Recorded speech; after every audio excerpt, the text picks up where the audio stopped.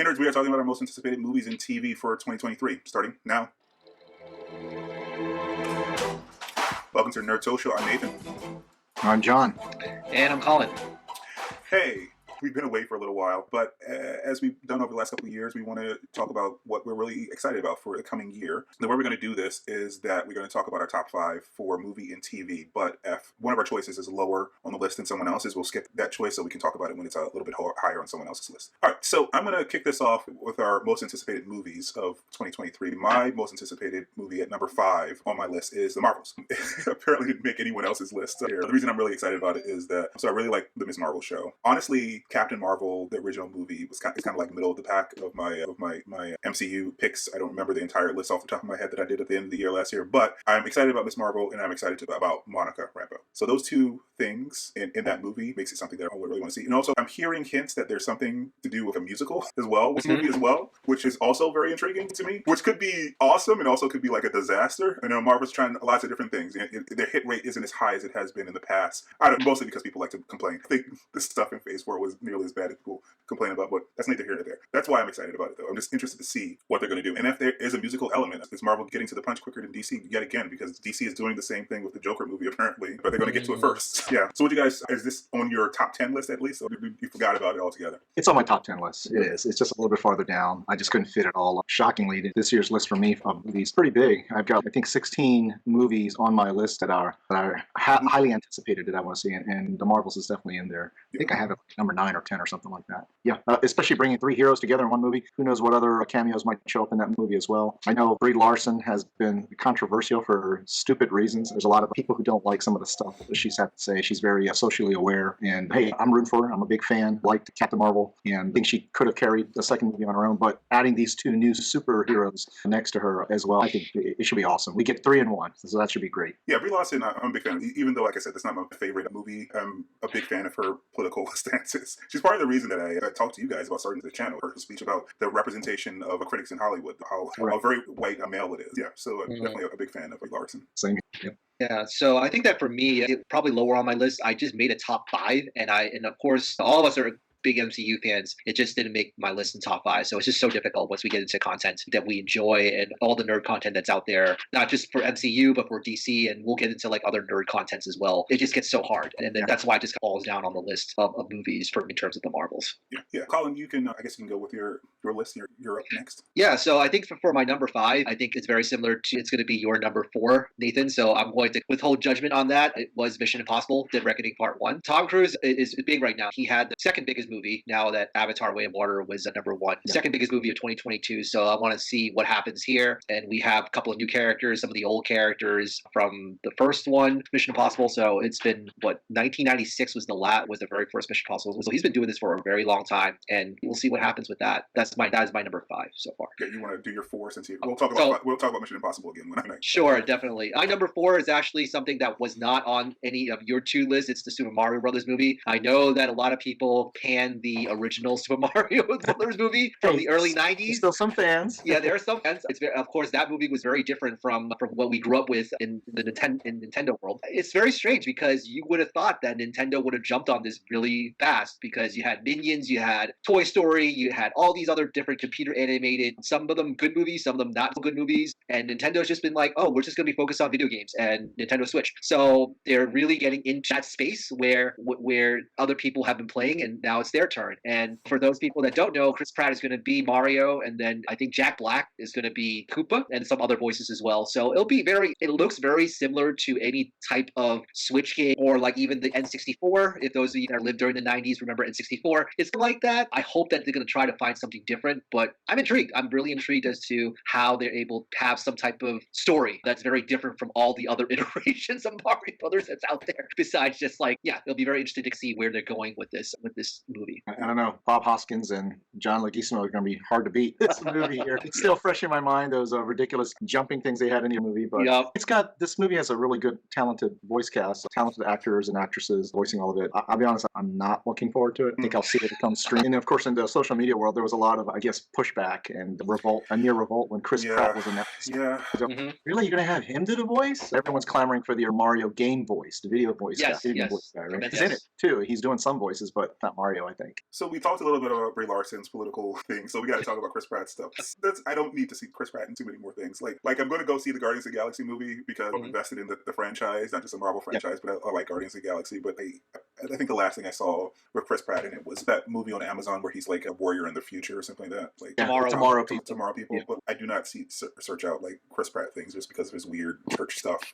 We're going to talk about Mission Impossible, and I guess I could cross off Tom Cruise for very similar things, but I don't know. He kind of rubs me the wrong way. And also, like, they put him on too many things. Like, he's in too many things. So if people can be turned off because of Brie Larson, I can be turned off because of Chris Pratt. He's just You're right. He's not even trying to do an Italian accent. And maybe he thinks that would be offensive. Then you shouldn't have taken the job then. So I don't know. I like the not the '90s movie because it's just weird. It's so bad that it's good. So bad it's good. And I'm a Mario fan, so I would have liked a movie. It's funny that Sega got to the punch first. Sonic got to the punch first with the Sonic. Yeah. Back in the day, I used to be a diehard like fan against Nintendo, and then so it's funny that they got there first. And actually, like the Sonic movie though, I'm not clamoring to see the Mario. I will see it. Like I will see it eventually, and I eventually got to see the Sonic, both of the movies actually, and they're fine. They're nice family movies. Yeah. So I anticipate that the Mario movie will be a nice family movie as well. But it's not something I'm going to see in the theaters. I'm not going to either find a babysitter, and I doubt my wife is interested in this at all. So find a babysitter or leave my wife with the kids and go to see the Mario movie. Whereas most of the things in my top 5, I will go to the theater to see with my wife, or I will leave my house. So it's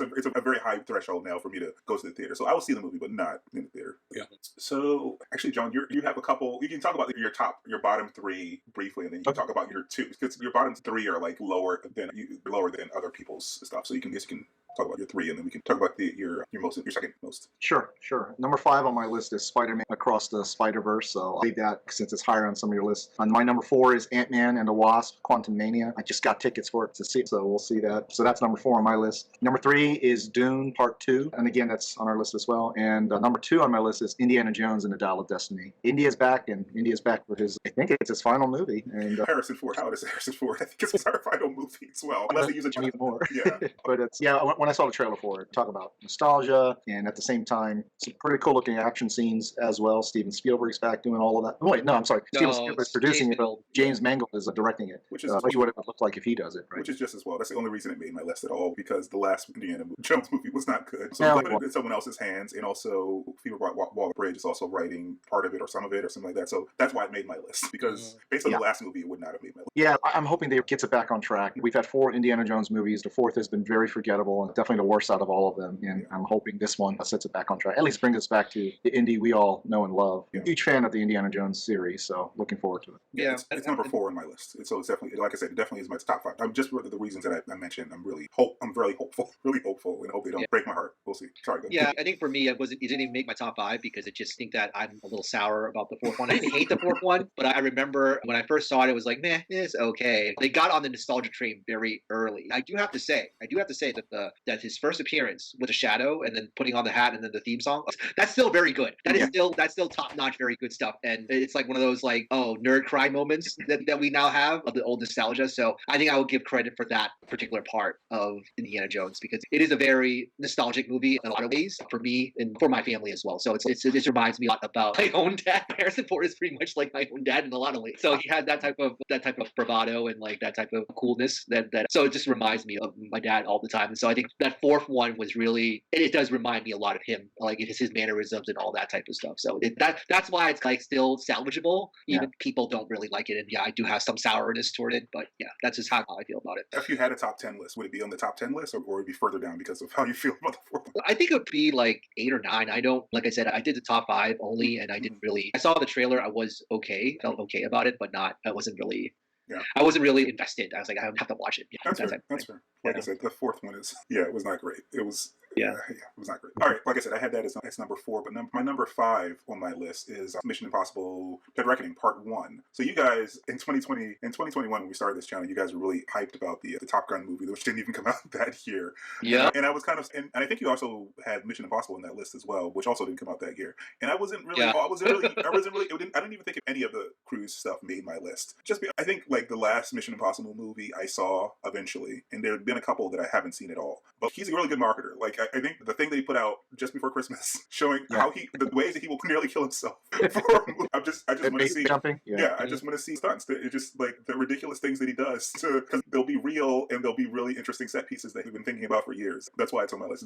It's number four. Sorry, it's number 4 on my list is what I meant to say. Indiana Jones is number 3, so it's number 4 on my list. And I'm interested to see what they come up with. If that's what they shared, he might be doing something even crazier in the movie that they didn't share. Yeah, that's why I'm going to say it. Yeah, it's number 6 on my list. I had contemplated where to stick it, and I am looking forward to that one as well. I enjoy the Mission movies quite a bit. I'm hoping it's not going to be yet another mole within the team that they have to fight or something, but it looks like they're bringing back a lot of characters that we know from the different Mission Impossible movies, and they're adding to the new cast. Haley Atwell's in it too, so looking forward to that. And of course, the crazy stunts. He's become the American Jackie Chan, doing his own stuff. An advanced age, which is pretty crazy and impressive at the same time. Yep. So maybe that Scientology stuff really leads him to believe he can do anything, right? I think that has a lot to do with it. Yes, that's a lot to do with it. He can heal himself when he gets hurt. Yeah. So I'm actually curious why this isn't higher on your list, Colin, because I think when we were talking about this in 2021, it was higher on your list, wasn't it? Oh yeah, I think part of it is that I think I wanted to give credit to the ones that I feel more excited about. I think that were, like I said previously, a few minutes ago, yes, I like Mission Impossible. I like the whole franchise overall. It's really kind of jaw-dropping, mind-numbing when he was holding onto the plane. That was number 5. I think that was the 5th one. It was just like, wow, that really did take my breath away. Dang, he really committed to that. And then he like flying out with the parachute. And it's wow. So I think that for me, there were definitely other movies that I wanted to give credit to. That I feel, again, more excited about in this space. Yeah, and it's number 5 on my list. That's number 5. Yeah. So I guess you are next. You have a couple that are higher Flash, and your number 3 and your number 2, but you can talk about you just list what your number 3 and number 2 is, and then list what your number 1 is. Sure. So my number 3 was The Flash. Definitely looking forward to how this Snyderverse, because of all the revelations that has happened over the last couple of months, I feel like forever this has happened. Seeing like the effects of it, I know that Jhon can get into more in depth because he is our resident DC expert, fanatic. But I think that I'm still extremely intrigued as to how they'd be able to not take any publicity hits, but is it going to be canceled? Is it going to be moved? Is it going to happen? I don't really know. And so this is why it's so intriguing, and also that they were doing some good things with it. But now, because of the change in leadership over there at DC, how is the audience going to react to it? Is the Snyderverse people, fans going to come and support the movie? We'll see. So that's why it's at number 3 on my list. In terms of number 2, I think it was, Jhon, it was your number. Oh, go ahead. Do you want to say something? I was going to say that. Sorry, my number is off. It's actually your number 2. You need to talk about your number 2 because it's actually lower on John's list. Yeah. So number 2, it was John's number 4. It was Ant-Man and the Wasp, Quantumania. I have not bought my tickets yet, but I am planning to do that. Just looking at the trailers, it's just, wow. I think they're going to go all out with this. And I think that hopefully it lives up to that Avenger level consequence that happens. I think there was one producer said it was like very similar to Civil War. And Civil War is like in my top MCU movies. I think it's number 3 on my MCU list. So if it's as good as Civil War, I'm going to be very happy. And we know that Kang is going to be the big bad in this. And he looks just as threatening, or even if not more threatening than Thanos. So I'm very intrigued also, and very interested in seeing his character development throughout this multiverse saga, and how does it tie into, because it's all not tied in yet. We finished phase 4 of the not really tied in. Where's the interconnectedness? Where's all the things going to come together? Kang is the one that's going to bring everything together, hopefully. And how's that play out? And how does he become that big threat that's going to lead to all the Avenger level movies that we're going to see later on? That's what's going to really intrigue me, and that's why it was number 2 on my list. Yeah, I think it's number 6 on mine. I think it's, Jhon, it's number 4 on yours, so I'll let you talk first about it. Sure, yeah, I'm just as excited too. We're all fans of the MCU and looking forward to what's next, what they reveal. And I think everyone, the general audience that follow the movies, they're all anticipating not only seeing Ant-Man and the Wasp again, but also how does it all connect? They're looking for those morsels that Marvel has been withholding. And it sounds like they're teasing that they're definitely going to bring some of that forward. And we saw that the groundwork kind of laid in Loki season 1, Jonathan Majors playing a different variant of Kang in that. So we're trying to see, we're looking forward to what this version brings, and if there are going to be further versions of him, and how it is the general MCU overarching story and connecting all the other movies. So yeah, that's what I'm looking forward to. Absolutely. Yeah, I think we didn't do a video. We did some lists for the phase 4, but we didn't do a video video. Maybe we should still do that before the movie comes out. It's lower on my list, and I guess Marvel stuff in general is on my list this year, just because I'm interested in other things. Although I do have a comic book movie as my number one. So it's on my list just because I'm a little bit more interested in the Marvels. I am interested in Kang's introduction, but I feel like this is not where he's going to let loose. It's going to be in his movie. It's going to be a nice introduction to him, which will be great. And like I said, it's right off of my top 5. It's number 6. I think there are a lot of people about they're not being interconnectedness in Phase 4, but I think Phase 4 is similar to Phase 1, where they're just introducing the characters. Like I don't think there was much at all about the Infinity Stones in Phase 1 except for the Avengers movie, like the very end. So like it was all introducing new characters, and now they have Disney Plus, so they have more places to introduce new characters. So I think that was the point of Phase 4, and now we're going to start getting into the next saga. Although there was some hinting that Loki in Multiverse of Madness hinted at what the overall saga was about. So yeah, I'm interested. I will get my ticket. I don't know if I'm going to rent a theater interested, but I definitely am interested to see it in the next one. And I think Jhon, Jhon, you're next year. You already talked about Indiana Jones. I guess you can talk about The Flash. Sure. The Flash. It's been in the making, in production hell for a long time, and of course, with a lot of, I don't know how anyone can view the Flash without knowing some of the backstory of all the drama behind the scenes. Warner, and they can't get their blank together to put a universe together for DC, with James Gunn coming on board, and they're just completely sweeping it all away yet again. Another comic book fan should be used to this, right? Reboot. It's time for a reboot, and reboot's not coming until we get at least the final 3 or 4 movies in the current DC universe, or James Gunn ushers in his version of that universe. So Flash is one of them. They already removed apparently several scenes that were already filmed for it, so that way they can, I guess, let go of certain actors like Henry Cavill, right? But this is supposed to be a version of Flashpoint, which was in the comics, and they also did an animated movie on it. I don't think it's going to be on that grand scale, but I think they're going to definitely take certain emotional beats that I'm expecting to see in this one. And then, of course, we can't talk about this movie without Ezra Miller and his shenanigans and pure stupidity in his life of all the stuff that's going on there that has led to calls for his cancellation and such. Sounds like recently he's been trying to rehabilitate that image and it's getting himself some help and all that stuff, but I don't know. Is that enough for the general audience to say, the ones that have been following his shenanigans in the news, to be able to go see it? I don't know. I'm still looking forward just to see how they close it. We all know that Michael Keaton's going to be in it. We all know that Ben Affleck's going to be in there with his version of Batman. Sasha Calle is going to be in there as Supergirl. So I'm looking forward to all of that. Yeah, it's on your list. It's higher. It's actually on your number. Yeah, it's at the top of my list. Yeah. I was talking to Colin. I'll let him talk first, because it's number 6. Yeah, okay. So I think I did speak a little bit about it. I think, yes, you're right, Jhon. I'm interested in like the different versions of the Batman, Affleck and Keaton. I think that there's always been debate not debate, but like people have always, I think, said that Keaton is the best one. And I like him, but I like Affleck a lot more. I just think that I like the Frank Miller big buff Batman version and like how he portrayed Bruce Wayne a lot more than Keaton's like the more Beetlejuice, Tim Burton type Batman, which is fine. I mean, we grew up with that Batman, so it's still very good in that regard. So I'm actually interested in that more. And also, I think that how did you said, Jhon, in terms of how they're going to do Flashpoint in some ways, because I've watched the Flashpoint Paradox. I felt that animated movie was really good. I didn't watch the newest version, the DC version, where they wiped out. That was like another version that they did. It just came out like about 2 or 3 years ago. I don't know if you're familiar with that one, Jhon. That one was, yeah. So there's been a couple of iterations of the Flashpoint storyline where in the animated version where they're wiping things out and stuff like that. So I want to see how it all plays out in live action and how do they incorporate Michael Keaton, because we haven't seen him. We've seen the costume, we've seen the Batmobile, the 9 Batmobile, but we haven't seen Keaton. Yeah. That's really fascinating to me. It's number 9 on my list, so it's much further down. But actually, Shazam is higher than this. Wow. I enjoyed the first movie. But I want to see it. Jhon, you're talking about the shenanigans. If the general audience is going to, I feel like the general audience doesn't follow what's going on in Hollywood nearly as much as we do, because this is kind of what we do. So they might not know this, but when they start promoting the movie, it might come up a lot, and they find out. You're absolutely so yeah, it's cutting off a bunch of stuff. Apparently, it's testing very well, so apparently it's going to be a very good movie, but it's a dead end as well. I never thought of like the reason that Shazam is higher is I never really thought of it. It's integrated. It was just a fun one-off movie. It's the fact that Superman showed up and you didn't even really see his head at the beginning. So it was sort of in the DCEU, but it was just a fun superhero movie. It was a completely different tone. It was one of the better DCEU movies, Shazam. And yeah, I haven't been very impressed with Ezra Miller in either the Snyder Cut or the whatchamacallit or the original. It was fine. Their performance was fine in both of the movies, but it wasn't great. And actually, technically, we have seen Flashpoint in live action for people who hung on to the CW show. Yes, you're right. They did it a little bit in that show. That's true. It's the last season this year. But yeah, I want to see it. It's on my list, so it's not like off the top 10, but it's just not as high because it's just a Warner Brother ridiculousness, really. Yeah.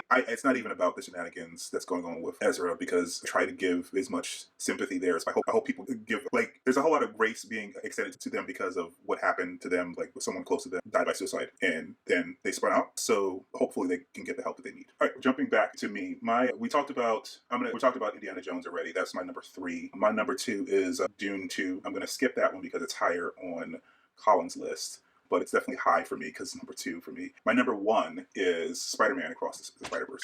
I forget the year that Spider-Man and Spider-Verse came out. Was it the same year that Black Panther came out? Yeah, I think so. 2018. I think it was 2018. Yeah, it was a strong year. So it's really hard for me to tell. On any given day, I would say Black Panther was my favorite movie of that year, and other days I would say Spider-Man Into the Spider-Verse is my favorite movie. It's a very good movie. I'm looking forward to going back into that weird animation style that they pioneered and everyone else is copying now. Yeah. And it seems like everyone is copying their old stuff, but they're on the new-ish. So if you see the trailer, they're doing that time with like when you go into Spider-Gwen's universe, it's going to be the same art style, the painterly art style from her comic book. It's like when you go into Spider-Man 2099's universe, it's going to be the same art style from his comic book. So I'm looking forward to that. It's going to be wild, I think. Yeah, I think that they definitely were revolutionary in a lot of ways, innovative in a lot of ways where other people have copied them now, especially within Marvel. They've copied themselves. It's still probably the best end credit scene ever. Just that interaction, just cracks them every single time. It's first before No Way Home did it. No Way Home did it again, but they did it first. Yeah, so it's very. It wasn't as high on my list because for me again, I really liked the first one, but I didn't like it enough to say, oh wow, they did some very groundbreaking stuff. Yes, but I think that I love the story, but it just didn't get to my top 5, unfortunately. But yeah, and also because it's another one part before. I know that Dead Reckoning is part 1 as well. I know that, but I just feel that because you're splitting into 2 movies, it's The Fast movie is also part 1, isn't it? No, Fast movie is Fast X and then Fast 11. I think it's 10 and 11. They actually are going to Fast X part 1. You're going to end on 11? Okay. I think that's what they're saying. I don't know. That's what I heard. That's number down, but okay. It just needs to end. Right? You end on 10 or you end on 12, but okay, sure. Brie Larson is going to be in Fast 10, I think. That's true. They're just bringing in the stars. They're just bringing in those stars. Vin Diesel has a lot of probably just as much cachet as Dwayne Johnson. So and they have their old little bitter rivalry between them too. Bring it on. Yep, exactly. Yeah, so Spider-Man Across the Spider-Verse is definitely number 5 on my list. Looking forward to that. It's all the things that you pointed out too, Nathan, about the art style, the visual style that they have, which is quite unique. And just from the first movie, I remember watching something wrong with my TV. Oh, that's their style. Okay. Yeah. And it was a little jarring at first, and then I got used to it and appreciated how they went with that. Something very different from other CGI type movies that we see, animated movies nowadays. So looking forward to more of that. And yes, like you said, they were the first to do the multiverse, and so that's looking forward to more of that. And this time we're getting a lot more spider beings across just Spider-Verse. Yeah, and also just getting more of Miles Morales and Gwen again. They had clearly great chemistry in the first movie, and I think people want to see that. I know I do. Definitely looking forward to the next one. So, Colin, you talked about your number 1. I guess we can talk about. Yeah, so my number 1 is Dune Part 2. I think that when we first did the movies, I think it was the first year we did it. I think most anticipated for me was the first one, Dune. No, it was Dune Part 1 was my like. So we didn't know at the point it was going to be Dune. It was going to be Part 1, but yeah, it was. Dune. Yeah, we didn't know. We just thought it was Dune, and then because of what was happening and stuff like that. But now that we've seen them, yeah, definitely Dune Part 2. I'm looking forward to just how the story wraps up. I think that they had a really excellent first start, and the world building was just amazing. I think that, yes, the names are kooky, but you definitely have different feelings about sci-fi and where sci-fi originally came from and things like that. And so, of course, Star Wars borrowed a lot from Dune, and in some ways they did it better. Dune did it better, and I'm just really, and also this ensemble cast. They're gonna bring in Florence Pugh. I think Christopher Walken. So they're bringing in people like really talented people into the movie, and that was what intrigued me first time. And let's see where the story goes. Like, how does the leader of the Harkonnen? He was Stellan Skarsgård, who played the Harkonnen leader. That was just menacing. He was just menacing. He's like Jabba the Hutt, but very menacing type of individual. And you really didn't see that much of him. And then the being like this figure that we don't know. He just mentioned by name, but we don't know who he is. But Christopher Walken's going to play him, so we'll see how it plays out. And Timothée Chalamet, some people knew who he was at that time. Now everyone knows who he is now. So again, ensemble cast. Looking forward to how the story wraps up. Yeah. So it's number 2 on my list. I'm looking forward to this as well. I have to think back to 2021. I think that might have been the only movie that I risked my life to go and see in theaters in 2021. Yeah, because the other movies that I saw that year, we rented theaters to watch them. So that's the only movie that I put on a mask and I went and saw by myself, because I know my wife wasn't going to be interested in a movie that long or that weird sci-fi. But it did well enough for them to greenlight another chapter. So that's great. I'm looking forward to it for all the reasons that you said. Because like I said, it's number 2 on my list. It's not far off from where you are. I'm just more excited about the Spider-Verse movie. So yeah. And we have to also say that Denis Villeneuve, he's just like like under the radar sometimes. He has these like weird things, but then you appreciate like his style and his visual style and like his vision about sci-fi and storytelling. It's very intriguing. It's just like very different, very avant-garde. Yes, we know that Guillermo del Toro does that too, but he's in his own little world too. He definitely has a very distinct visual style. Like you can't mistake his movies like for anyone else's movies like that. When you have an auteur like that has a visual, and it's awesome that he's very into sci-fi as well. So he's very into the genre stuff. So is Del Toro. But yeah, I'm looking forward to it. It's the specific touches, not just where he puts the camera, but also like in the planning of things, like planning of the shots and the planning of the look of the world and the aesthetic that he decided for that world. I loved every choice. It was beautiful. It was beautiful to look at, and that's in a world. Cause I haven't seen the Avatar movie, the newest Avatar movie yet, but a world where you're adding more things to get the audience excited. You could see just with regular film what beautiful planning and conceptual execution can do just with regular film. So it's just a beautiful movie. Beautiful indeed. Number 3 on the list, and the first movie was a huge improvement over the David Lynch version. The 1984 version. I mean, I remember watching it going, this is weird as hell, and I just couldn't really get into it. And even the first movie going, I don't remember, did that even happen in the first movie? So I'm trying to do a comparison. And I remember the series as well, the one that was on Sci-Fi. Yeah, it was okay. It wasn't that great either. But yes, so this version I'm absolutely looking forward to. Kept my interest throughout the whole movie, the first, even though it was long as well. And I love all the actors in it, every single one. Just a nice mix of different types of actors in this movie, in the first movie. And so definitely want to see what happens next. Yeah. All right. So we're actually running a little long, so we're probably going to make the TV into a separate video. So what you should do is check that out. That'll be on the title screen at the end, and we will see you in the next video. All right, guys. Bye. Bye, everyone.